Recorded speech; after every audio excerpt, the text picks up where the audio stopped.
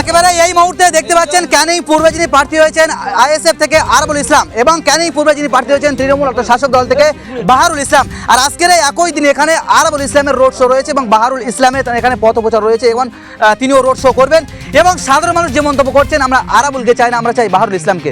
একটা প্রশ্ন না করলে নয় যে মাননীয় শওকত মোল্লা মহাশয়কে যে নটরাজ ক্রিমিনাল রয়েছে আখ্যায়িত করে, মূলত তারা কেন এই কথাগুলো তারা কেন মন্তব্য করে? এটা তো সম্পূর্ণ, আমি তো আরও একবার বলছি, প্রমাণ করে দিক যে শওকত মোল্লা কোনো ধর্ষণ কেসে জড়িত, চুরি কেসে জড়িত, ডাকাতি কেসে জড়িত, কোনো কেসে জড়িত না। ওটা অপপ্রচার করার প্রয়োজন বলে অপপ্রচার করছে, শুধু ভোটে জেতার জন্য, ভোটের আশায়, অন্য কোনো নয়। শওকত মোল্লাকে দেখা কোথায় কেস খেয়েছে, আজকে যে কেলেঙ্কারিতে ওনাকে ডেকেছিল তার প্রমাণ দেখাতে পারিনি এখনও। কেন্দ্রীয় বাহিনী যেভাবে ওনাদের উপরে অত্যাচার করেছে আমাদের নেতৃত্বের, একটা প্রমাণ দেখাতে পেরেছে? পারেনি। বিশেষ করে শওকত মোল্লার কথা আমি বলবো। ইসলাম তিনি বলছেন যে আমরা এবারে 1 লক্ষের অধিক ভোটে আমরা জিতবো। ও তো ভণ্ড আছে, ও তো একটা ক্রিমিনাল। ও মানে কোথায় ও মানে থাকে সম্পূর্ণ, ও তো পুরো ভিকটিম, ও একদম মিথ্যাবাদী। আমরা তো চিনি না তার আরাবুল করতেছ কেন এখানে? আরাবুল আপনাদের ক্যানিং পূর্বে তো তিনি প্রার্থী হয়েছেন আরবুল ইসলাম এবং তৃণমূল থেকে আপনাদের যে বাহারুল ইসলাম আছে তিনি প্রার্থী হয়েছেন, তাহলে 26-এ কাকে চাচ্ছেন, আরবুল না বাহারুল থাকবে? আরাবুলটা কে আবার? আপনারা দেখিনি ও কোথার কে, ও এসে ঘুরে চলে যাবে। চিনি না আমরা, আপনারা আরবুল ইসলামকে চেনেন না? চিনি না। কিন্তু আরাবুল ইসলাম সে এসে মিটিং করবে, সে তো বাইরে থেকে কয়েকটা বাইক বাহিনী নিয়ে আসছে, এসে এখানে হয়তো গুটি কতক পিছনে পিছনে থাকে, সামনে এখানে কেউ থাকে না। তা সে পিছনে বিরোধী থাক, আমাদের দেখার দরকার নেই। আমি বলছি এসে দেখে যাক, আরাবুল ইসলাম বলুন, নওশাদ বলুক, তারা এসে দেখে যাক আমাদের স্থানীয় 1 নম্বর আর 2 নম্বর অঞ্চলের লোক কিনা বাইরের লোক। আমাদের এখানে কোনো বাইরের লোক নেই, আমাদের এখানে 98% সব হচ্ছে তৃণমূলের সমর্থক। এক সময় আমরা দেখেছি তৃণমূলের যিনি তাবর নেতা আরবুল ইসলাম, তিনি একসময় তৃণমূল দলে ছিলেন। তৃণমূল দলে থাকাকালীন তিনি অনেক রকম অনেক কাজ করে তিনি বেরিয়েছেন এবং তাকে দল থেকে সাসপেন্ড করার পরে তিনি আইএসএফে যোগদান করেছেন। আর আজকের সেই আরবুল ইসলামের আজকের রোড শো রয়েছে এই জীবনতলা থানার অধীনে ক্যানিং পূর্বে এবং তিনি বাহারুল ইসলামের বিরুদ্ধে তিনি প্রার্থী হয়েছেন এবং তিনি মন্তব্য করছেন 26 বিধানসভা নির্বাচনে আমরা 1 লক্ষের অধিক ভোটে আমরা জয়ী হব। তাহলে আজকের একই দিনে আপনাদেরই প্রোগ্রাম রয়েছে বাহারুল ইসলামের এবং আরবুল ইসলামের, আপনারা দেখতে পাচ্ছেন এই মুহূর্তে আপনারা ফ্ল্যাগ মারছেন, কি বলবেন? হ্যাঁ, আমাদের এখানে পথসভা আছে, আমাদের বাহারুল ইসলাম আসবে, ক্যানিংপুরের প্রার্থী। আরাবুল কি করলো না করলো আমাদের দেখা যায় আসে না। আরাবুল হচ্ছে ভাঁড় থেকে এসছে, ওনাকে যে খারাপ উল্টোপাল্টা কাজ করার জন্য আজকে দল সাসপেন্ড করেছে। ওনার নেতৃত্বে অনেক ভাঙড়ে অশান্তি হয়েছে, সেই অশান্তকর মানুষ এখানে এসে মানে নির্বাচনে দাঁড়িয়ে করবে, আমাদের এখানে জনগণ কোনো মতে মেনে নেবে না। যতই পথসভা করুক, রোড শো করুক, আর আমাদের কিছু যায় আসে না। আমাদের এখানে ক্যানিং পূর্ব সচেতন মানুষ জানে যে এই ভোটের মাধ্যমে ওদেরকে জবাব দিতে হবে, সেই ভোটের মাধ্যমে জবাব ওরা দেবে।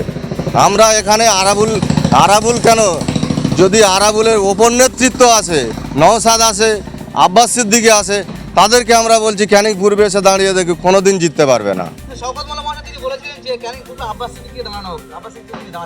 তিনি দাঁড়াবেন না, উনি জানে, মুখে বুলি আওলায় যে আমরা স্টেজে মারা যায় অনেক কিছু, কিন্তু বাস্তবে প্রকৃত হয় না সেটা। ওই জন্য বলছি আমাদের এখানে আব্বাস সিদ্দিকী দাঁড়াক, কোনো অসুবিধা নেই। আরাবুল দাঁড়াবে কেন? আরাবুলের তো অনেক রিপোর্ট খারাপ আছে। আর আব্বাস ভাইজান তো স্টেজে বিভিন্ন রকমের দলের বিরুদ্ধে বলে। দাদা হুজুরের পুরো সম্পূর্ণ এটাকে ওরা উল্টে দিয়ে ক্ষতি করার চেষ্টা করছে।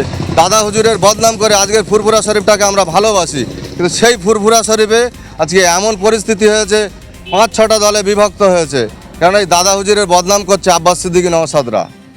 আরবুল ইসলাম তিনি বলছেন বিগত নির্বাচনে ভোট করতে দেবেন শওকত মোল্লার নেতৃত্বে, এরা ভোট করতে দেবে, এবার এই নির্বাচনেও ভোট করতে দেবেন এবং তিনি বলছেন শান্তি শৃঙ্খলা। ব্যাপারটা হচ্ছে ওরা শওকতদা ঠিকই বলেছে, যেখানে যদি দাঁড়ায়, ও নিজেই বলেছিল নওশাদ, আমরা তো মিডিয়াতে দেখেছি যে এখানে নওশাদকে প্রশ্ন করেছিল মিডিয়ারা, নওশাদ বলেছিল যে আমরা কোনোদিন আরাবুলের নেব না। ওদের চিত্রটা তো এইরকম, এক বলে আর এক করে, যে যাকে বাদ দেয় দল থেকে সে ভালো লোক কোনো মতে হতে পারে না। আরাবুল ইসলাম একদম ক্রিমিনাল, ওনার নেতৃত্বে আগের ভোটে অনেক অশান্তি খুন খারাপি হয়েছে, আমাদের কাছে সেরকমই আছে, রিপোর্ট আছে। তা সত্ত্বেও নওশাদ সিদ্দিকী নেবে না বলে এখন কি স্বার্থ, কি ভালো বুঝেছে নওশাদ নিয়েছে, আর ওরা বুঝবে ওদের দলের বিষয়, কিন্তু কিছু করতে পারবে না, এইটুকু বলতে পারি। আসন্ন 26 বিধানসভা নির্বাচন সামনে আসতে চলেছে, আপনারা কতটা মানে আসন পাওয়ার আশাবাদী রয়েছেন বিগত নির্বাচন থেকে? আমাদের আসন আমরা পুরো 200 পার করে দেবো, কোনো অসুবিধা হবে না। সেরকম মানুষ আমাদের যেভাবে মমতা ব্যানার্জি শুধু হিন্দু, মুসলিম, জৈন, খ্রিস্টান যেভাবে পরিষেবা দিয়ে দিচ্ছে, এই যে দিদিকে বলো, এই যে গিভারনেসের এই যে ঘর যে আবাস যোজনা, সারা বাংলা জুড়ে দেখলে প্রায় 50-60 লাখ মতো মমতা ব্যানার্জি আমাদের পুরো গরিব মানুষের মাথায় ছাদ তুলে দিয়েছেন। আর এখনও দেওয়ার কথা উনি বলেছেন যে আমি 1 কোটি মানুষকে এই ঘরের ছাদ করে দেবো, কাঁচা বাড়ি পাকা করে দেবো। আর বিরোধীরা কোথায় থাকে? 5 বছর বিরোধীতে দেখা যায় না।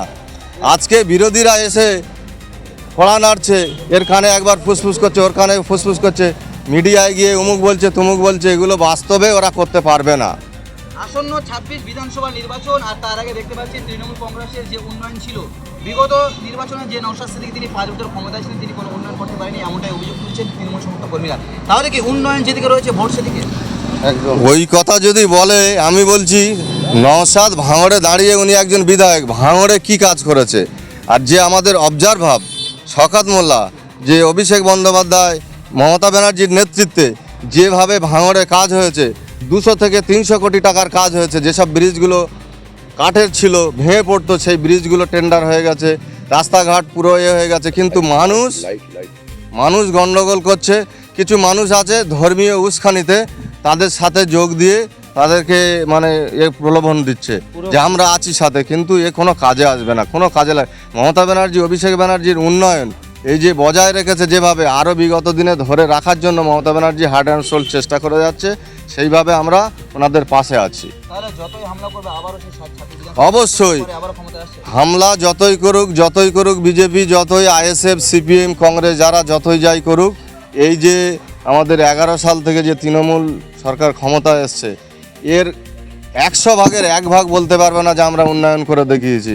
তখনকার সময়ের উন্নয়ন আর এখনকার উন্নয়ন দেখলে প্রতিটা মানুষের ঘরে ঘরে যেভাবে পরিষেবা দিয়েছে, স্বাস্থ্যসাথী, সবুজ সাথী, যুব সাথী, লক্ষ্মীর ভাণ্ডার, তারপরে হচ্ছে শিশু সাথী, সমব্যাথী থেকে শুরু করে A to Z, বাচ্চা জন্ম হওয়া থেকে মৃত্যু পর্যন্ত তার পরিষেবা। কৃষক বন্ধু, এই যে কৃষক বন্ধু, যে চাষি 18 থেকে 60-এর মধ্যে মারা যায়, সেই চাষিকে 2 লক্ষ টাকা অনুদান দেয়।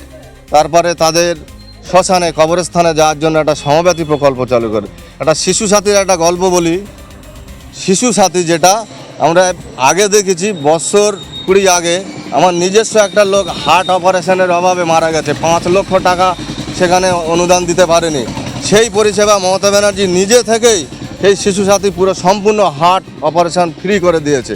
মানুষ আর যত চাইবে, মানুষ তত মমতা ব্যানার্জি পাশে আছে। মমতা ব্যানার্জি তাদেরকে, অভিষেক ব্যানার্জি তাদেরকে সহযোগিতা করবেন, এইটুকু আশা রাখছি। 26 বিধানসভা নির্বাচন উদ্দেশ্যে সাধারণ মানুষের কি বলবেন, তাদেরকে ভোট দিতে বলবেন?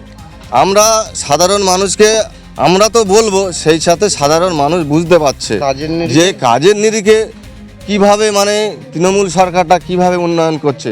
প্রতিটা মানুষের মধ্যে পরিষেবা পৌঁছে দেওয়ার জন্য, যেমন ব্লক থেকে শুরু করে গ্রাম, পাড়া, ব্লক, প্রতিটা ঘরে মানুষের একটা না একটা পরিষেবা যাতে পায়, সেই ব্যবস্থা করে দিয়েছে।